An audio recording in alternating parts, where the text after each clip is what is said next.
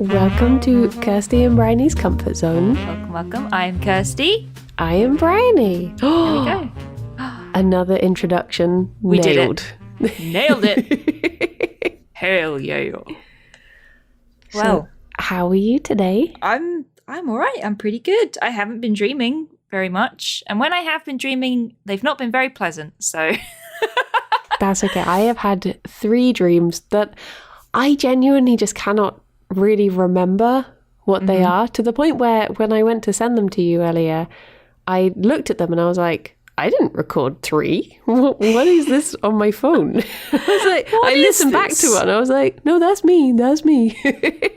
Someone else has been stealing your phone and recording their dreams. They're like, I really want you to analyze them, but I'm too shy. So if you could just read them out. Yeah.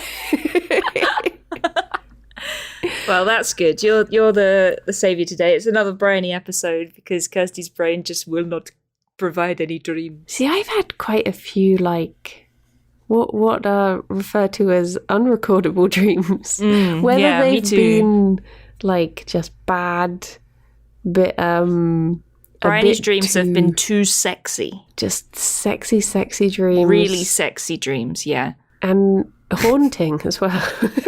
Hauntingly sexy. That's what it says on my CV. That's another one for the Twitter bio. Yeah. But what I have done because what I thought was making up for a lack of dreams that it turned out that I did have, you know the way that when I don't know about you, but because ever since doing this podcast, I've just become more aware of dreams in general. Like I've been more aware of my dreams. People have started talking to me about their dreams a lot more, but also just dreams in literature, not to sound too fancy, books. In books. So I've been reading a few books recently, and I have pinpointed paragraphs to do with dreams that I thought I would read out. So I'm that person now. But not only that, so I've got 2 passages from books that I've read, but also I rented a book from the library called The Complete Idiot's Guide to Interpreting Your Dreams, and I fully got this book expecting to be like, oh, yeah, look at the book that it thinks this, that, and the, you know, I was fully prepared to be quite cynical about it, and then I started to read it and I was like, oh no, it's actually proper interesting.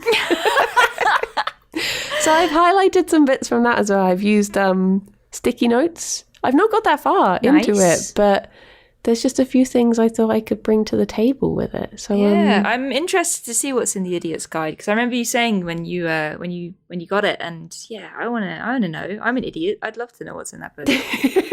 Hang on, maybe that's why. Maybe that's why I find it interesting. Oh no! Oh no! One of the bits I will read out first of all, just to get this one out the way, is let me find it. So here's a question. What would you say features quite a lot in my dreams? In your dreams? Yeah. Animals and wrestling. So it's interesting you say that, because here's a paragraph from The Idiot's Guide to Interpreting Your Dreams.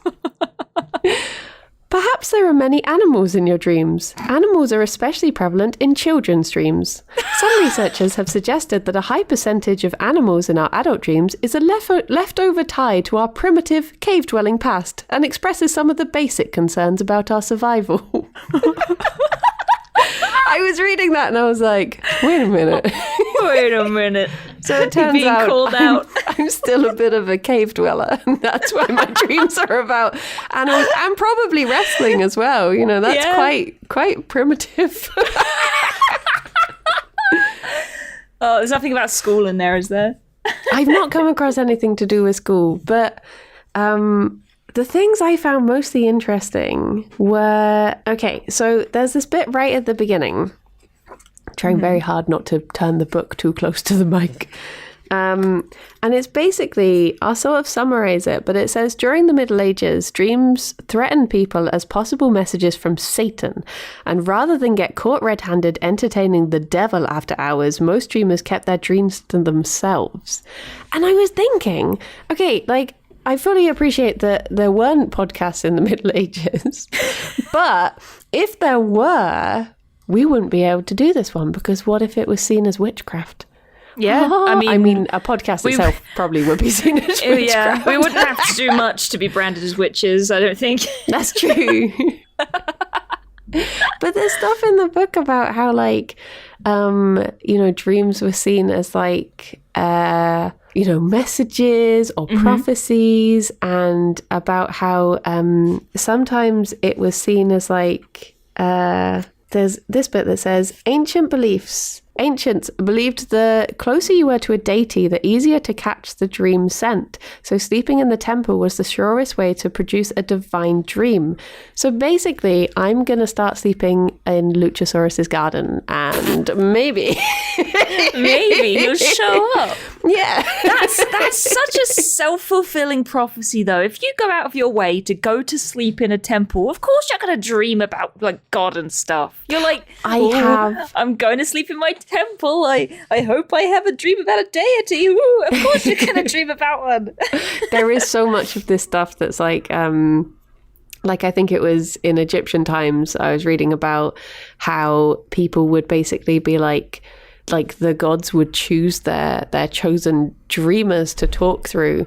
And I was thinking, like, so that people would do these, like, rituals to try and get dreams through. And I was thinking, it's probably that you're just, like, thinking about it so much and doing all of this stuff, like a bedtime ritual, that you are then dreaming about it. Yeah, exactly. But then again, maybe you're Luchasaurus's chosen dreamer. Maybe. But I just like one of the things that made me laugh in the book was it asked this really big question of, like, when did dreams begin? How did we evolve to have these dreams? I can't answer that question, but here's another question. I was like, I was sort of hoping you were going to actually tell me. I don't actually know. Anyway. So anyway, how's your day? It sounds like our podcast. What does this dream mean? I don't know. What did you dream about? Okay.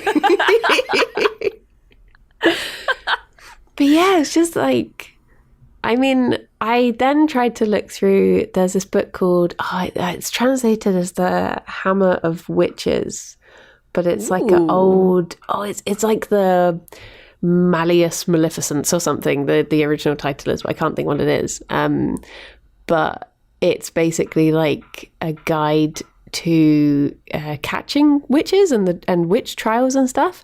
And I did try to have a look through that because Alex has a copy, to see if there were any trials because of someone having, like, dreams and that being seen as... that's such a good idea. But it didn't have an index, and I didn't have that much patience. So I have nothing to bring. Much like the answer to that question, I have nothing to bring to the table.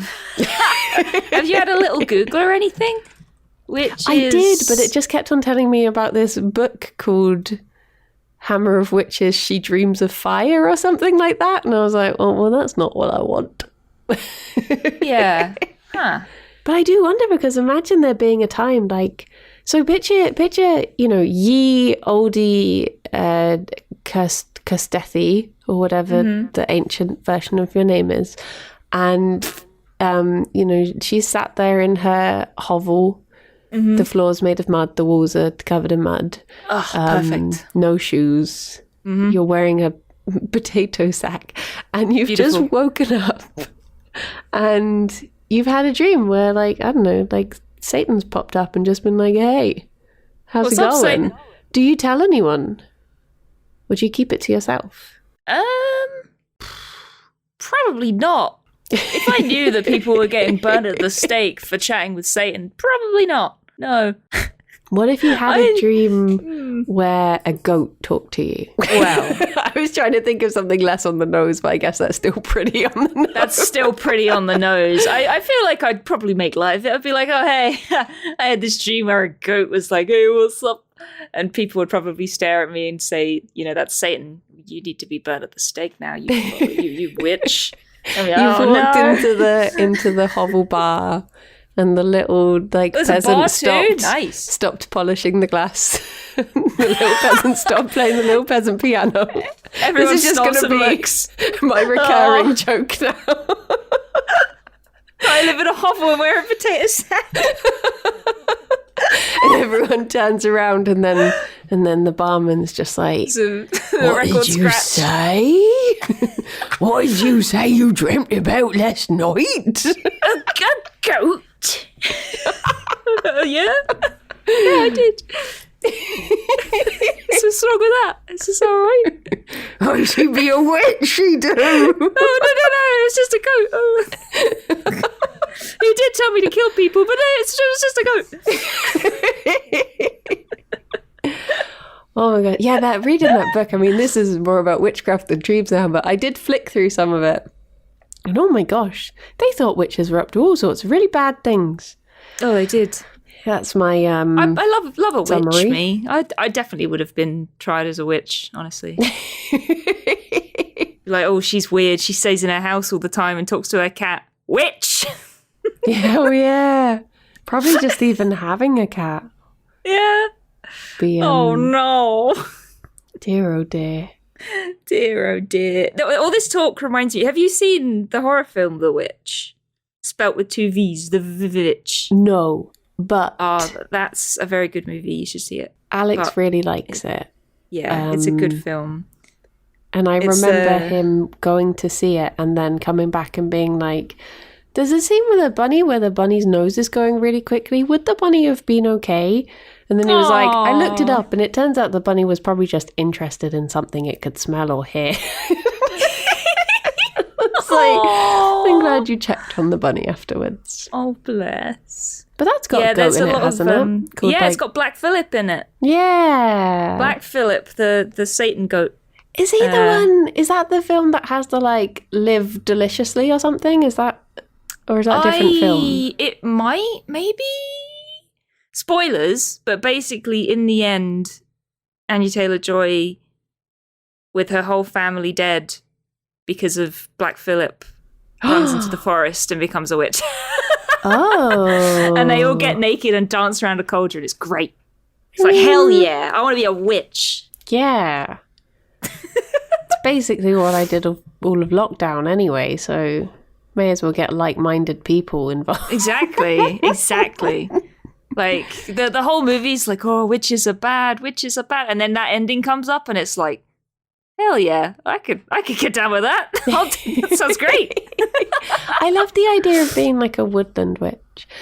Yeah, but exactly. Like a vegan one. I don't like the scenes in films that you get where they're like, grabbing a crow off of a perch and popping it in a potion or something. I'd want to just be rubbing moss on my face or something. Yeah. Witches are so cool. I love the whole aesthetic. I love the potato sack muddy hovel aesthetic. Should we just leave now and become witches? Yeah, let's do it. Thanks for listening, everyone. Thanks, everyone. This is the end. Bye. We're going to go get naked and dance around a cauldron. Oh, and Tabs could be your familiar as well. He basically already is. This is perfect. What a baby. What a baby. So, on a slight tangent, but still within the realms of mythology and that sort of thing, I started reading Heroes by Stephen Fry. Okay. And literally the first chapter piqued my interest because it's called Hera's Dream. Ooh. And it's basically like Zeus is waiting at the top of Mount Olympus to have breakfast, and then Hera comes down and he's like, "You're never late." And then she says, "No, indeed," says Hera. "Accept my apologies, but I slept badly and feel unsettled. I had a disturbing dream last night. Most disturbing. Would you like to hear it?" And Zeus replies, "Absolutely," lies Zeus, who has, in common with all of us, a horror of hearing the details of anyone else's dream. So basically, I learned from this that Stephen Fry is never going to come on the podcast. Yeah, sounds like it. He's one of those that just doesn't like hearing about dreams. Just doesn't like it. So add him to the list. Zeus. Jeez. And Stephen Fry. Stephen Fry. Brie. They're out. And Tom Brie, Clark. yeah. they're on the list. Yeah, they're not allowed on this podcast. It's not for them. Banned for life. Banned. Unless they change their minds. Maybe they can be tempted by the naked cauldrons dancing. Wait, the cauldrons are naked too. You never said about that. Yeah. For sure. Everything's cauldrons. naked. Stupid, sexy cauldrons. I've looked in my little dream book about witches, and it's not very nice about them. If you dream about witches, it's saying like that you're thinking about an ugly side of your personality, and that's I take offence to that. Honestly. I feel like that's a very like mean. Old school stereotypical view of witches, though, because I look upon them quite favourably. I do too. I think they're great. Ugly, fearful part of self that needs to be changed. Manipulative, controlling, not seeing your own inner beauty. Oh, I think that witches are a pretty sort of powerful figure, you know? Yeah. I think it's completely the opposite.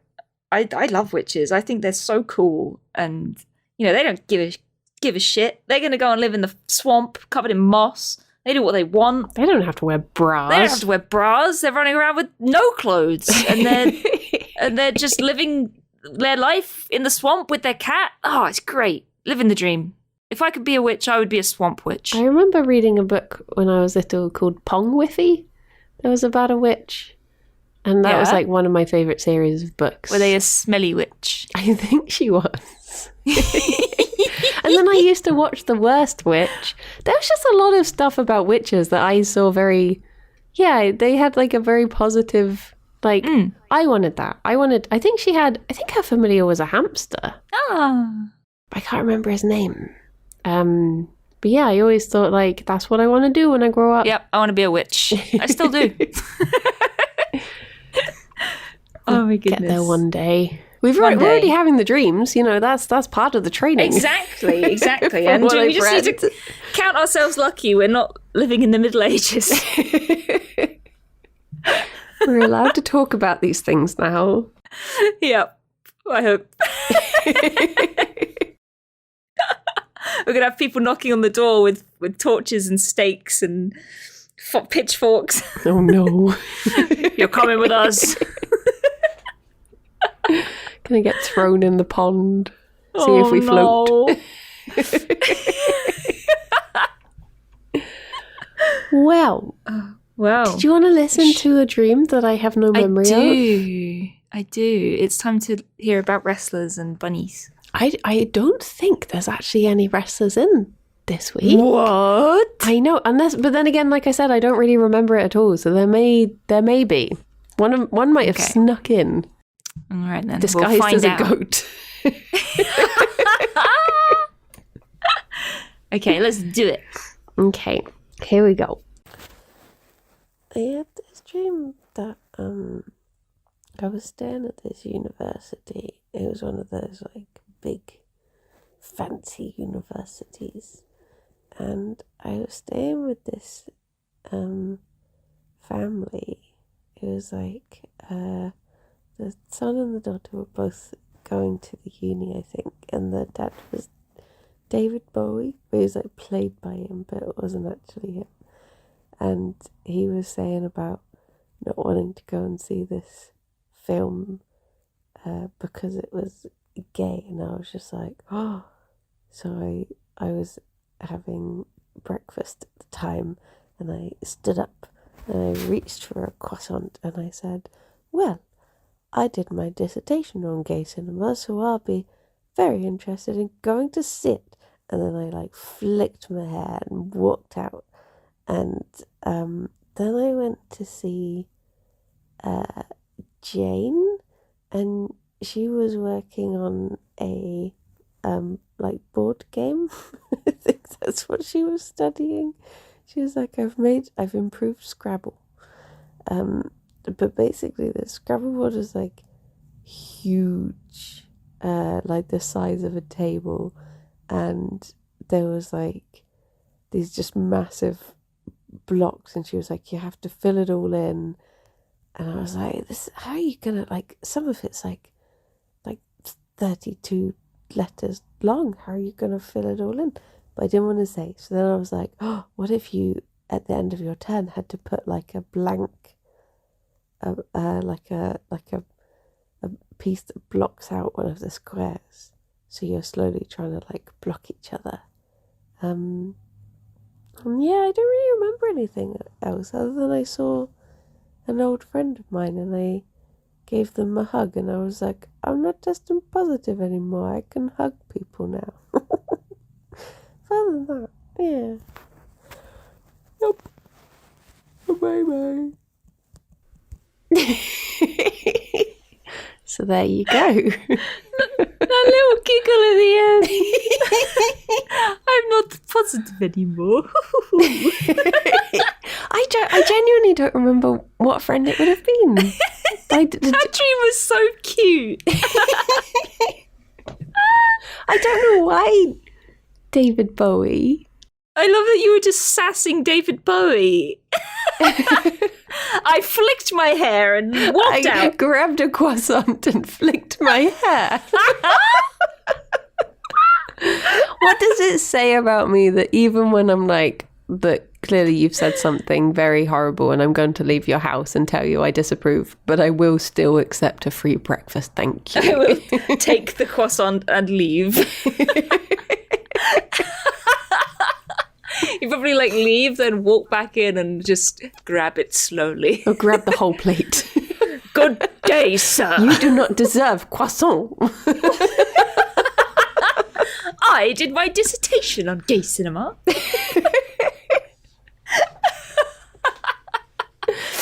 Oh my gosh, that is fantastic. And yet, like, I remember the Scrabble board now. It was the size of a pool table. Oh my God. And the middle section was clear. Like, you didn't have to put anything down there, but all the outside, you had to fill in. And it was like imagine Scrabble, but if you had to fill the entire board. Oh my God. Like, I was just thinking, this doesn't work. There's just not enough words that would fit this. This makes no sense. So I instead invented competitive Scrabble, apparently. Was it like, had the blocks with the letters on been scaled up, or were they still tiny? No, they were still the same size as normal Scrabble. Oh my God. This is what these kids are studying at university these days. Board games. Yeah. Big Scrabble. Giant board games. Big Scrabble. I've improved Scrabble. I've made it 10 times bigger. Imagine words, but more. I've done it. And you have to fill the whole thing.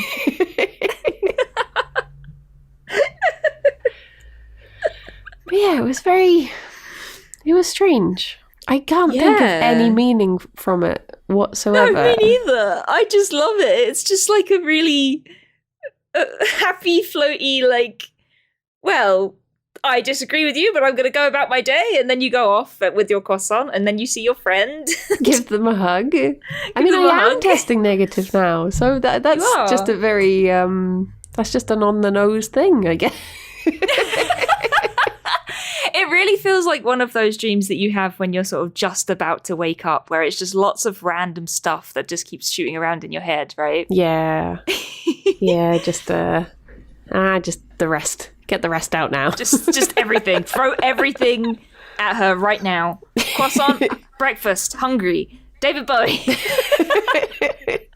It's just such an odd choice for David Bowie as well, because he was famously very accepting and open of people. So why? But it was like, you know, the typical like smoking jacket, reading a newspaper at the breakfast table type posh dad. He was playing like that sort of character. Mm-hmm.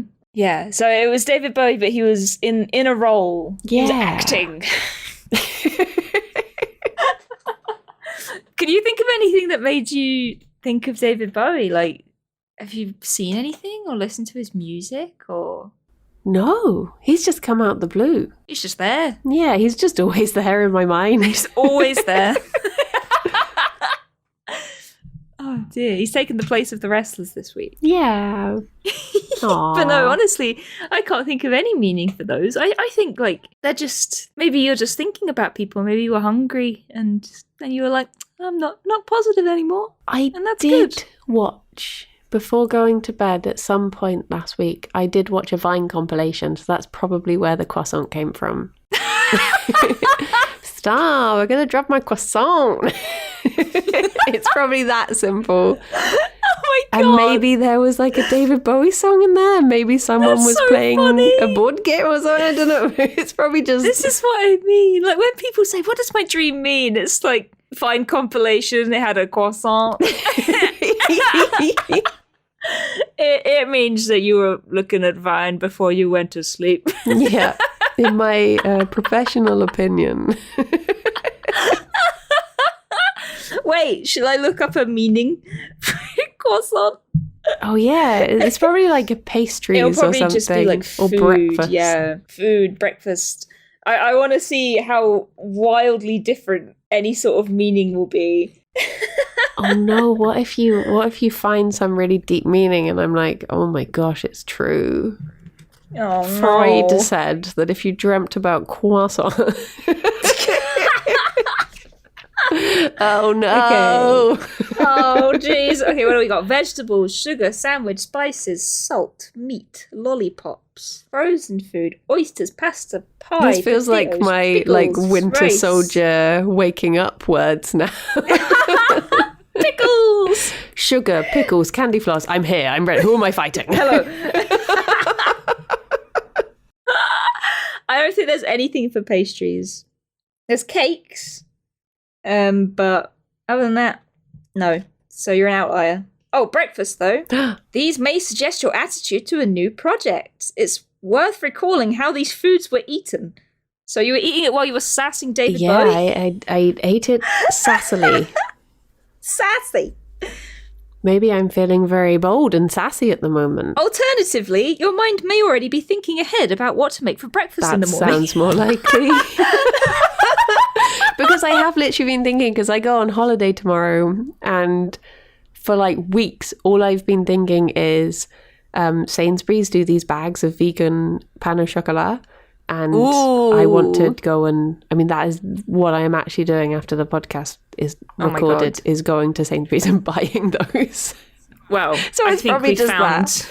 The root of the croissant. Turns out I'm not that deep. She's just hungry. I did realise that when I was looking them up to see if they still did them, I went to type in like vegan pain au chocolat, but I didn't type the whole thing. And when I looked, I had just searched vegan pain.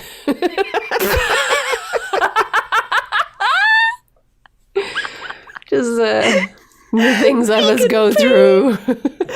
Oh. Wait, oh my gosh, that reminds me. There was a time I was on holiday in France. Yeah. And we were driving down this road, and there was a guy with a bread stand by the side of the road, and he had just like a handwritten cardboard sign that said pain, French for bread. Pain. But to me, he was just a man surrounded by bread holding a sign that said pain, and I was like, this is some art piece or something you're doing? Just it's about life. Like, oh, I get it. Yeah, no. Yeah, life that's is so deep. Fragile like bread. It crumbles and it goes stale and moldy. And, yeah, you have to get it while it's fresh. Seize the bread. Seize the bread. But then I realised it's just bread. Sometimes bread is just bread. Sometimes a croissant is just the croissant.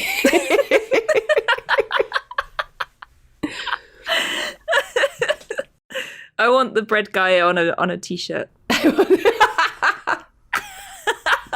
Life is pain. Life is pain. There you go. That's our first lot of merch we can have. Merch! Woo! Just a loaf of bread that says life is pain.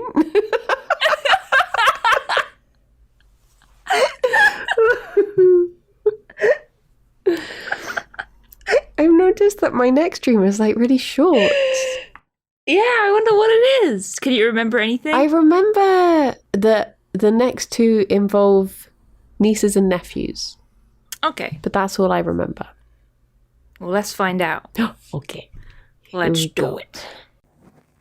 I had one of those dreams that was all over the place. So I remember I was trying to film something with Jem. And we had a forklift truck in the back of a car, and Tom was driving the car. Every time he turned, the forklift would fall over. And then there was something about I had a mattress on the floor, and one of my friends was carrying something, and she bumped into me, and I stubbed my little toe, and it really hurt. And then I had a baby, but the baby was my niece. But I kept calling them by my niece's name, but they hated me. And I was like, oh my gosh, but my niece likes me. Why does my own baby hate me? Like she didn't want to be anywhere near me, and she kept calling me stinky. And there was a bit about sleeping on the floor. I think there's something about a fire. I don't know. It was a mess. It was a mess. Bye bye. Bye.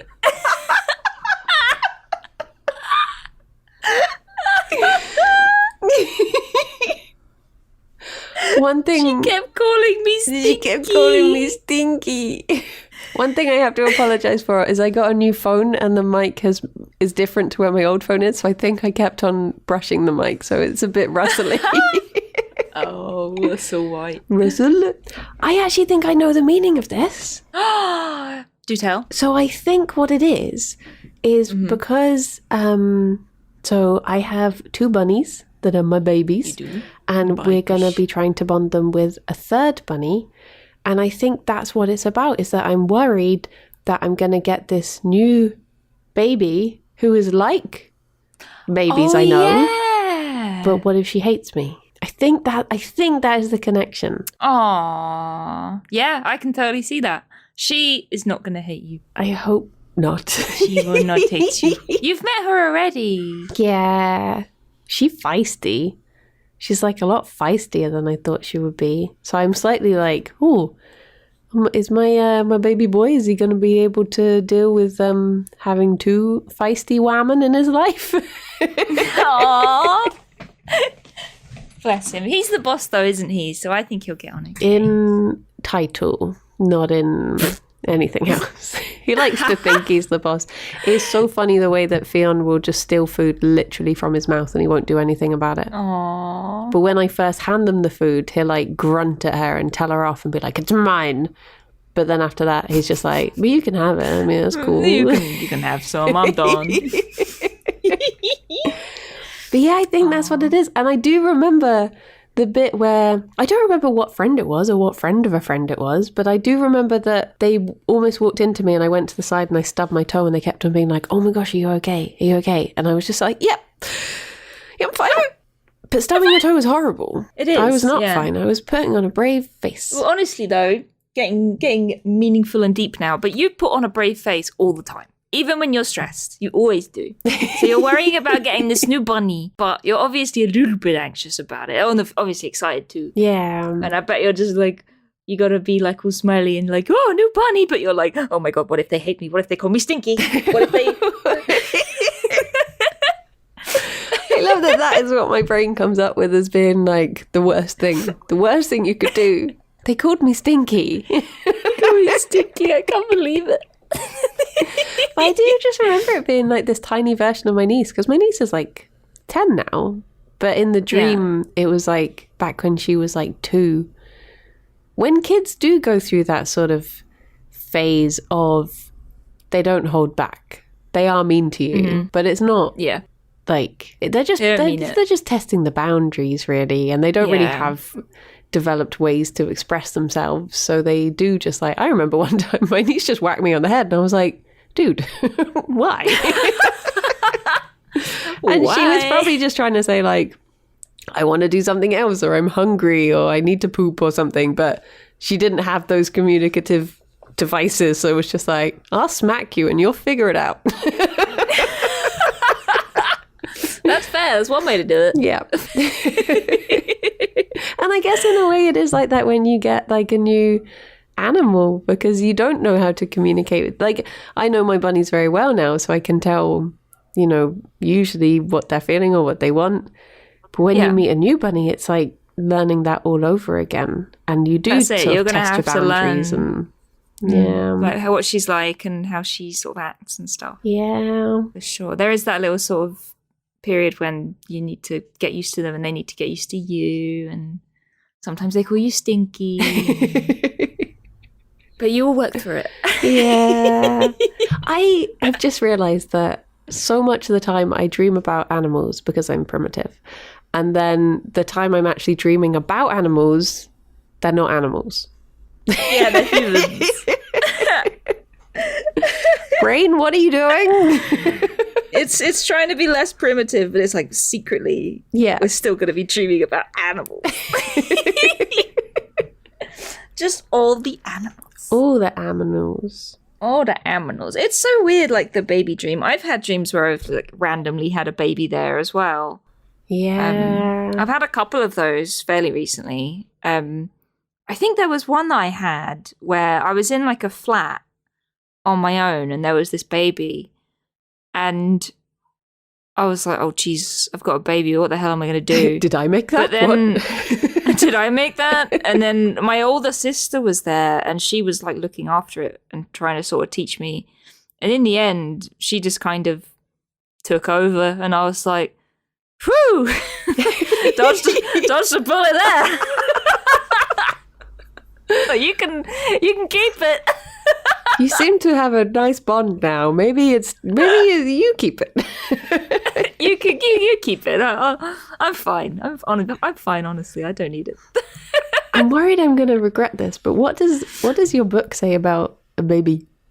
Oh God, baby. I dread to think. Let's find out. A baby. A baby. Baby. I'm going to sneeze. Do you know sneezing is just I'm trying. Satan talking to you through your dreams. Oh my God. Okay, baby. Baby animal, babysitter. Baby. If a baby is born or appears in your dream, were you the proud parent? If you were, this suggests a budding talent or creative potential that's just emerging.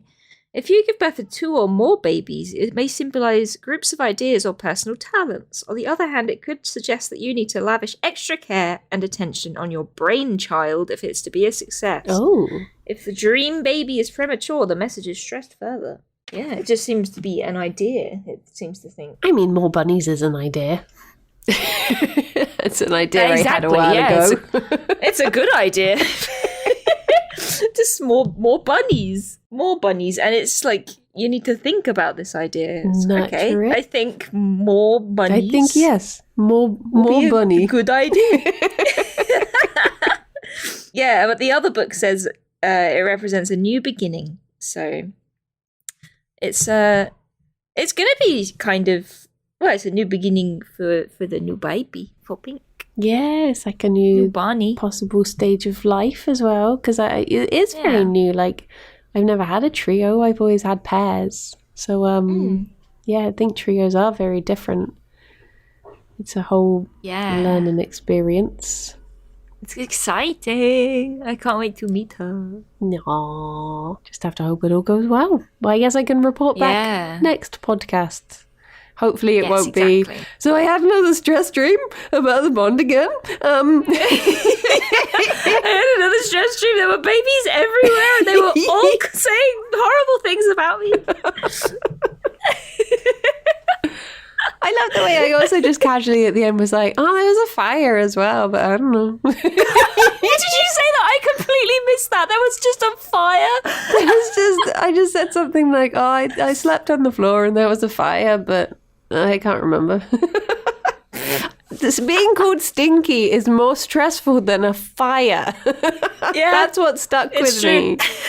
But I think sometimes, because I don't really have a sense of smell, sometimes I do worry about being stinky because I can't smell me. So maybe that is more scary. Whereas a fire I can deal with, but I can't teach myself to smell. I mean, not like to physically. I can't. How do you differentiate the words?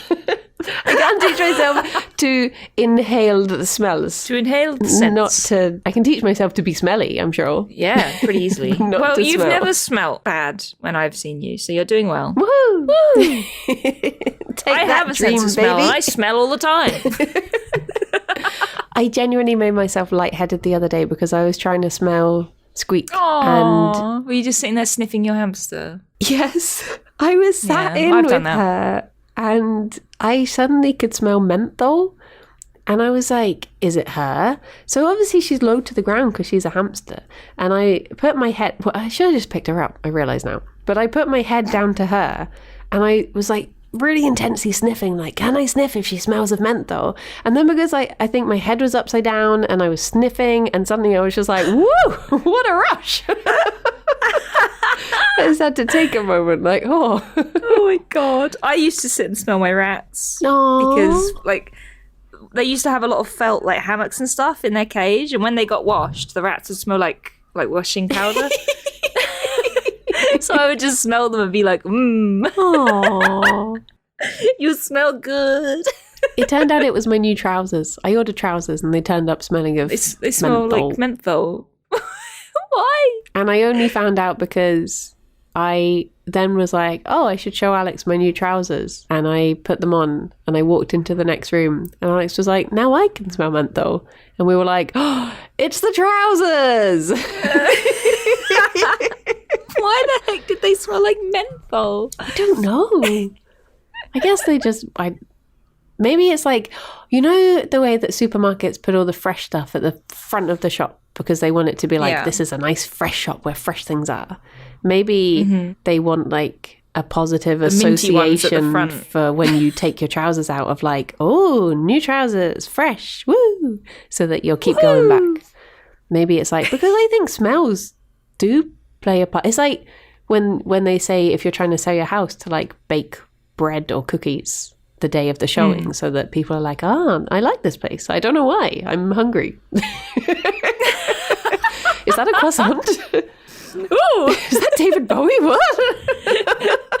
Tell me what you think of gay cinema. I might order more trousers, so I'll have to see what they smell like. Well, I'll get Alex to smell them. Tell me what they smell like. It must have been pretty strong if you were able to just smell them like without trying. Well, that was the thing. They were on the bed, and I just randomly got like a whiff because my smell, like I do have a bit of a sense of smell, but it comes in dribs and drabs. So it was just all of a sudden like a little mint, little minty trouse. Sounds like a really posh detective name. Minty Trouse. It's my next D&D character. Yeah. Oh dear. Well, should we listen to your final dream of the day? Okay. Now, I think I remember saying the words niece and nephew in this one when I recorded it. So we shall find out if I was stinky or not. Okay. Okay, let's do it. So it was another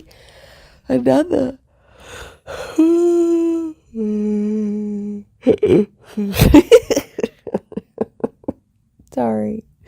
It was another very all over the place dream. I was staying in this big like country house with all my, well, it was meant to be all my family, but you know, it's just like a random collection. And like my mum was making this massive cake who was meant to be all of my nieces and nephews. But I think the cake was of like a big house itself, and it was surrounded by like patchwork fields, and they were all working like super hard on it. And Bree was there, and he was like looking for this drill bit that Alex had borrowed or something. But then it like cut to this like undercover patrol car that was outside, because something was going on in the town, and they were like suspicious, and they were driving through the town, and they saw that someone was fixing you know those like, I don't really know what they are, the boxes that you get by the side of the road that are just full of wires, and they looked, and it was a dog fixing it. It was Eddie from Frasier, I think, was fixing it. And then they're like, okay. And then they like went by our house and they looked up on the roof and they were like, someone's up there. And they looked up and it was Eddie again, and Eddie was like fixing the chimney. And then he slowly like climbed in and moved the little roof hatch across. And they were like, okay, that's a bit strange, but okay. And carried on going. I think that's all I remember. But yeah, odd. Bye.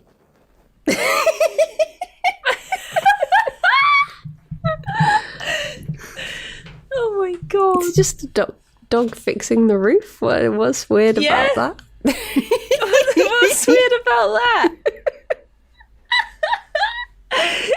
Oh my gosh! So, what was the bit at the beginning? So I was staying in this big like country house, and it was like all of like mine and Alex's family were all staying together. But I only have one niece and one nephew. But it was like you know those like, you know, like the opening scene where you see Hobbiton and there's just like kids running everywhere and big families. It was like that. It was like a big family gathering. And yeah, it was just, they were making this like massive cake, and I just remember like the patchwork fields, and they were adding it like all made of icing and stuff, and they were adding little icing flowers and yeah. And for some reason there was like an investigation going on in the village. That's why this police car was there. But it was just little Jack Russell doing jobs around the town was the only thing they saw. That is amazing. I would love to take a trip into your brain. My dreams have all been so crap this week, but yours have been amazing. I don't know what it is. I don't know if it's just because it's like springtime or something. Maybe, yeah. That sounds like a very springy dream. Like it seems like, it feels like an Easter sort of thing, like a big gathering of family and just colours and cake and everything everywhere, you know. Yeah. It just sounds so nice. My dream, I think I told you about my dream earlier today, but not during the podcast. My dream last night, so I was at work with like all animals and stuff. There were cats there and I was in charge of feeding the cats. So I put their food down, but then other people were in there, like people from the public, and they also started feeding the cats. And I was like, you can't do that. So I looked at the food that they'd put down, and it was all moldy and horrible. And I was like, what the heck? You're feeding them moldy food? But then we looked, and the can that I had been using, which I opened fresh, was moldy. And I was like, oh no, it was all my fault. I've been feeding them moldy food. Now I'm going to be in trouble. That was my dream. Moldy cat food. Meanwhile, I'm making a big cake and there's a dog on the roof. It's just so wildly different. I wake up and I'm like, nah, I'm not going to record that. That's horrible.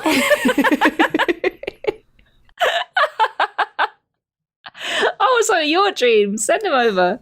I'll try to. Maybe now you've heard them, maybe it will encourage you. Or, oh my gosh, you know what? Because like from tomorrow night, you're going to be sleeping in my house whilst I'm away. That's true. So maybe it'll be like the sleeping in the temple thing. Maybe you'll have some of my... Maybe I'll visit you in your dreams. Oh, that would be lovely. I'll just be like, Aya. Aya. Croissant? Oh, I hope so. Oh, I'd love one. Thanks. I'm so bad with stuff like that, where I try and dream about a certain thing. Like, if I go to bed thinking, I want to dream about this, I want to dream about this, I just can't do it. So I think, like, if I tried to do, say, lucid dreaming and train myself for that, I feel like it would take me so much effort. Yeah. Because I'm just terrible. When I was playing D&D in our last campaign with my usual group, me and a friend of mine, our characters were like father and daughter. Like, we had a really cool like dynamic going on, and like he would come back every now and then and be like, oh, I dreamt about our characters and they went on this cool adventure, and I'm like, I never dream about our D&D characters. I want to have dreams about our D&D characters. And I'm going to bed, I'm like, dream about D&D, dream about D&D. No, I dream about moldy cat food. I swear there's a whole section in the book about lucid dreaming. Maybe I can take a photo and send it to you. You can have that would be good. I am an idiot and I do need a guide, so send it over. But there's a whole thing about like encouraging dreams and all of that sort of stuff. There was a bit that was quite scary about like, if you don't dream at all, it can be something to do with there being like actual physical problems in your head. And I was like, oh geez. Oh, really? So I don't know, that seems quite scary. But I guess there's a difference between not remembering your dreams and actually just not being able to dream at all. Yeah. Honestly, that kind of makes sense because, I mean, I don't know if it lists like what problems, but when I was working full-time at the rescue centre, I was going through quite a sort of a dark time, and like I just got diagnosed with depression, and I just before I sort of started any treatment, I did not dream ever. I was always so tired. I would sleep a lot, and I didn't dream ever. And if I did, I didn't remember it. Yeah. So that makes a lot of sense. Like, and as soon as I left that job and I started like streaming full time and working for myself, my dreams came back. Aww. And yeah, it's crazy. Like, I don't know. Maybe I was just like too tired or what, or maybe I was sleeping too heavily all the time. Yeah, because I guess it is like yeah, I can totally see different phases of sleep that you're more likely to dream in, I think.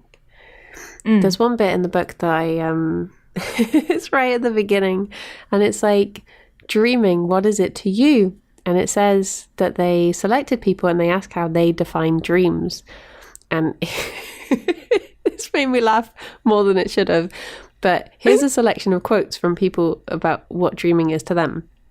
So it says, dreams are the movies I see when I go to bed. Then they're obviously messages, but I usually can't decipher them. Then there's, dreams are my deepest thoughts surfacing under the cover of night, whether I like it or not. Oh, jeez. Dreams are infomercials, and I'm the host. Because as soon as I got to that third one, I was like, okay.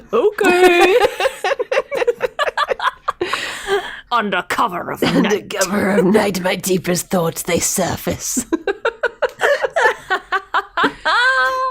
There's also like something I've not thought about, but there's a whole section about how dreaming is different to daydreaming because you're like still partially in control when you daydream because you're not in a full sleep, whereas you're most like not vulnerable, but you've obviously like shut down a lot of your systems when you're in proper sleep sort of thing. So that's why your dreams can be ones that are a bit more like about deeper feelings. And yeah, I think your subconscious definitely takes over a bit when you're asleep. Yeah. There is another quote I was going to give from a book that I read recently. So it was this, I don't know why this made me giggle so much, but it's Northanger Abbey by Jane Austen. So you can already imagine what sort of quote it's going to be. I'm just going to wait a moment because Alex has just snuck into the room and he wants to unplug something. So I'll let him do that. Alex. He's grabbing his guitar and scampering away. He's scampering. Go on, get!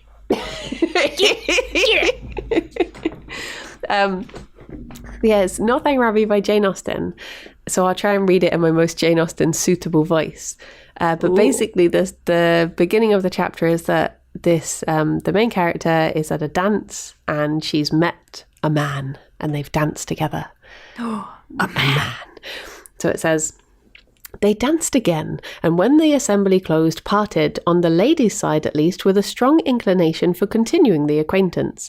Whether she thought of him so much while she drank her warm wine and water and prepared herself for bed as to dream of him when there cannot be ascertained, but I hope it was no more than in a slight slumber or morning doze at most. For if it be true, as a celebrated writer has maintained, that no young lady can be justified in falling in love before the gentleman's love is declared, it must be very improper that a young lady should dream of a gentleman before the gentleman is first known to have dreamt of her. So basically, I need to find out if John Cena has dreamt about me yet, because otherwise, you're pretty improper.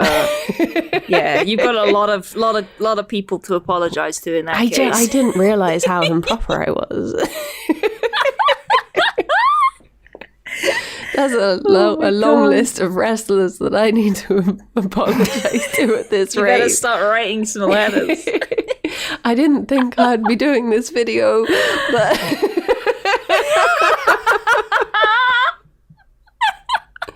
but I'm guessing, like, it's Northanger Abbey is a weird one because it's very different to a lot of Jane Austen books in that she sort of breaks the fourth wall a lot and she references things outside of the book a lot, and there's a lot of literature that obviously would have been very big at the time that she references that I just have no idea what she's talking about. So when it says the bit about, as a celebrated writer has maintained, no young lady is justified in falling in love before the gentleman, I'm guessing that's a reference to something that was like common in a different at book? The time. But I don't know it, so she might be being quite like snippy about it or sarky. Maybe she stuck something in one of her other books. Yeah. It's like the celebrated writer, it was me all along. But I thought it was like, I was like, do you mean as in you shouldn't sit and daydream about them unless you're certain they like you? But then it says about the slight slumber or a morning doze. So I'm like, no, she must mean actual. Was it considered in that time improper to have a dream about someone you didn't think loved you? Yeah. Was it shocking? It's so wild that it even extends to dreams. Like, going back to what we were talking about at the beginning, like things that weren't proper or would get you thrown on the bonfire as a witch. Like, this is crazy. Like, you're not even safe in dreaming. It's yet another you wake time up and you're like, that we wouldn't have been allowed to do this podcast. Yeah, exactly. You wake up and tell everyone you dreamt about a wrestler. Suddenly you're improper. Like, I would be shipped off to like the auntie in France until I was suitable to come home. I'd be reinstituted or whatever the word is for polite society. Exactly. Oh dear. But now we can dream about them all we want. Yeah. All we want. It's just more content for the podcast. That's all it is.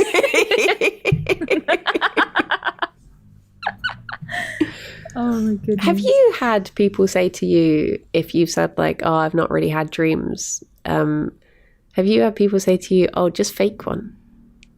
Because people say it to me and I'm like, I cannot fake the dreams. I cannot fake a dream. I think I have had a few people say that.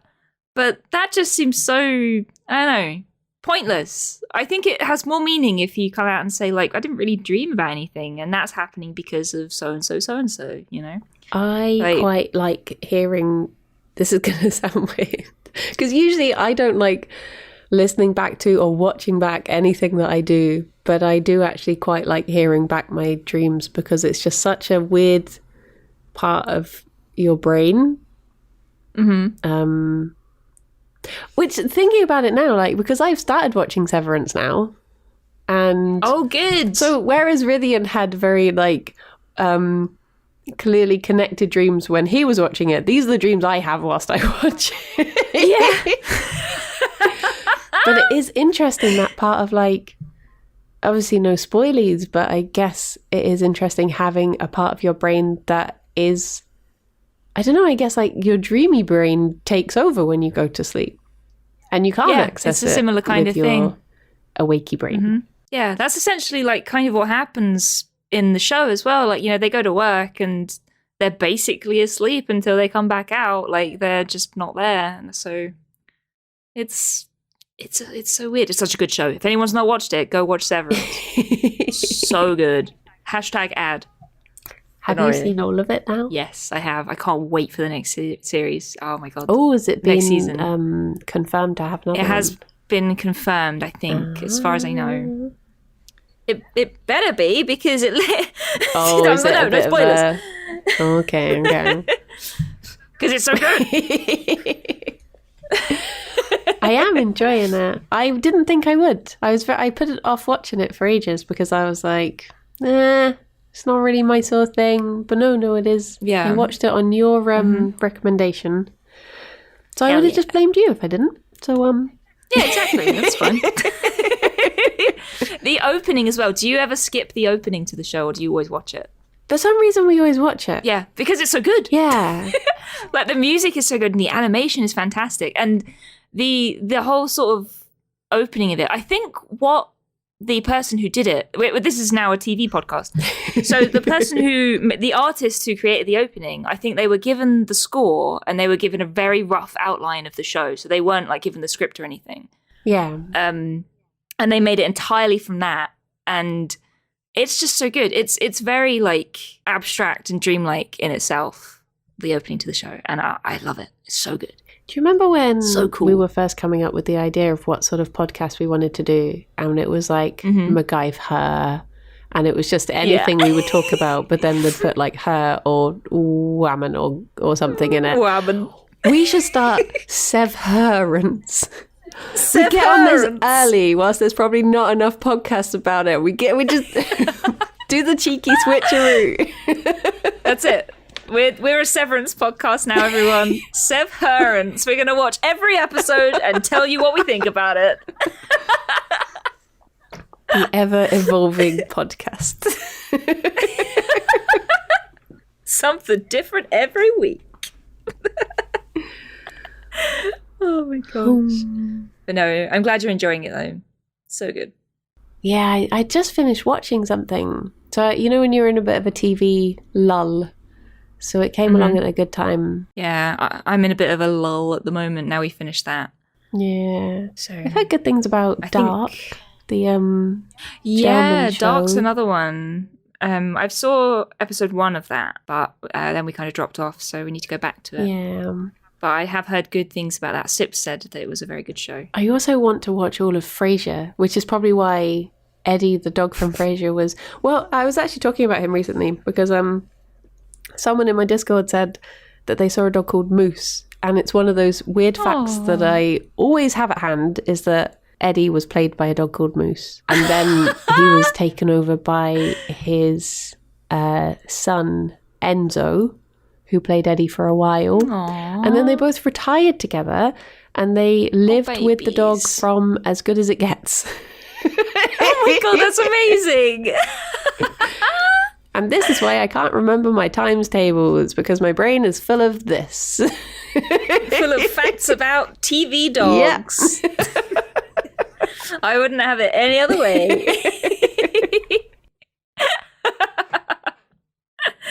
Oh my gosh. Well, I think this has been a very good episode.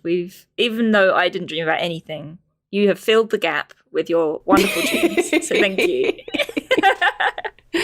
I'm really curious to know how it's going to be for like the next episode when you've had dreams in my house and I've had dreams on holiday, and how that's gonna perhaps, I mean, maybe there'll be no change, maybe it'll just be the same stuff, maybe, but I am curious to know like if it will, because I've never like kept a dream diary or anything. This is the closest I've ever come to having that sort of day by day account of how my brain is changed by this, like how my dreams are affected and stuff. So so yeah, I'm excited. I'm excited to go on holiday and then sleep. Always. Yeah, I'm interested to see if I dream at all in your house, and if I do, what dreams will I have? I'll be sure to record any of them, even if they're bad, and I'll have to filter through them and see. Yeah. Nice. Well, thank you very much, Brian. Thank you, It's been a pleasure. It has. Thank you for listening to my brain. Thank you for listening. Well, I didn't have any dreams, but thank you for talking to me. Thank you for being my friend. Thank you for being here. Oh, also, I was going to say to everyone listening, since your book has asked people what dreams mean to them, this week's question, everyone listening, what do dreams mean to you? Are they your darkest thoughts erupting from your brain in the dead of night? Or are they just movies that you get to watch firsthand? Yeah. Or have you been dreaming about breakfast like Briony? What do your dreams mean to you? Let us know in the comments. Yeah. Well, thank you so much for chatting, and thank you for listening. Yeah. Thank you, everybody. Bye-bye for now. We'll see you all soon. Bye-bye for now. Bye-bye.